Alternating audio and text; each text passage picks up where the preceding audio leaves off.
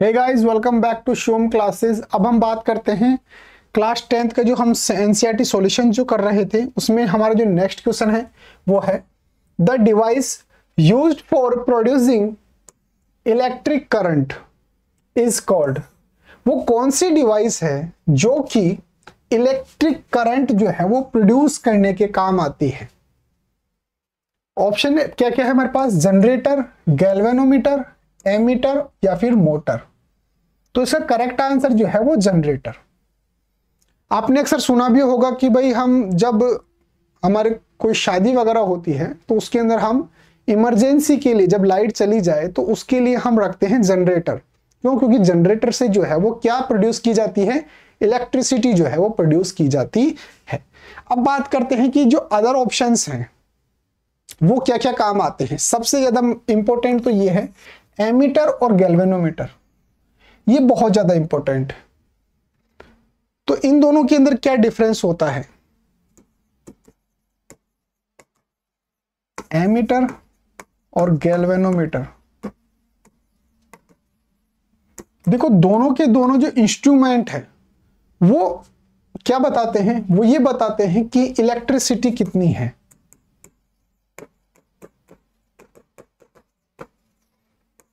किसी भी सर्किट के अंदर इलेक्ट्रिसिटी कितनी फ्लो कर रही है उसका अगर मेजरमेंट करना हो तो हम दोनों ही इंस्ट्रूमेंट यूज कर सकते हैं, एमीटर भी और गैल्वेनोमीटर भी।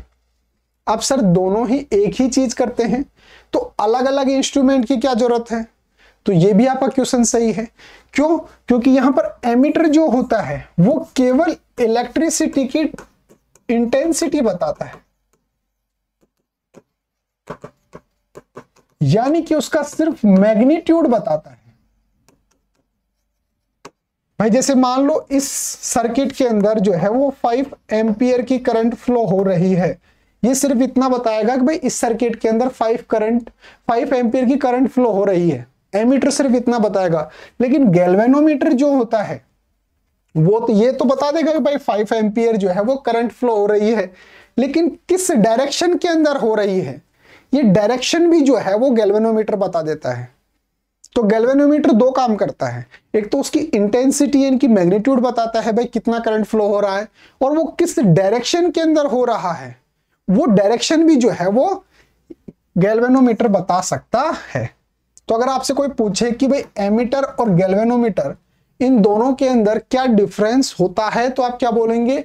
एमीटर सिर्फ करंट की इंटेंसिटी बताता है, उसका मैग्नीट्यूड बताता है, जबकि गैल्वेनोमीटर जो होता है वो उसका मैग्नीट्यूड तो बताता ही है, साथ के साथ उसकी डायरेक्शन भी बताता है कि करंट जो है वो किस डायरेक्शन के अंदर फ्लो हो रही है।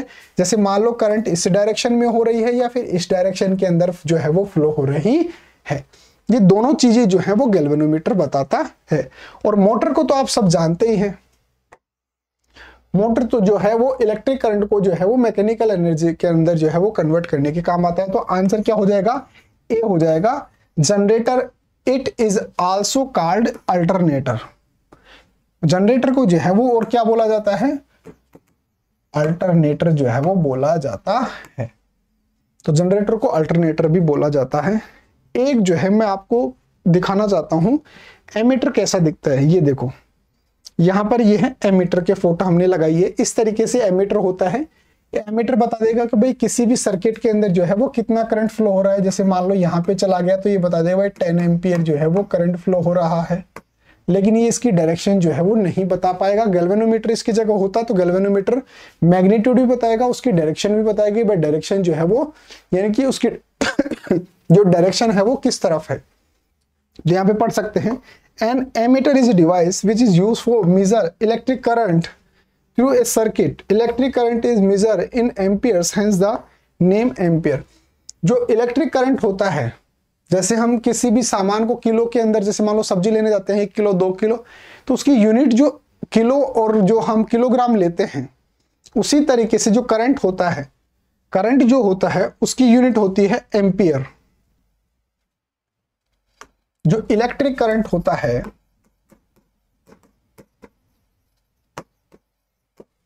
उसकी यूनिट होती है एम्पियर। एम्पियर जो है वो उसकी यूनिट होती है।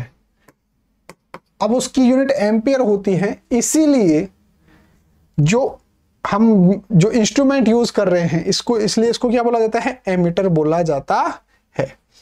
तो एमीटर क्यों बोला जाता है, क्योंकि जो इलेक्ट्रिक करंट होती है उसकी यूनिट क्या होती है, एम्पियर। इसलिए जो इंस्ट्रूमेंट हम यूज करते हैं करंट को मैग्नीट्यूड देखने के लिए, इसको बोला जाता है एमीटर।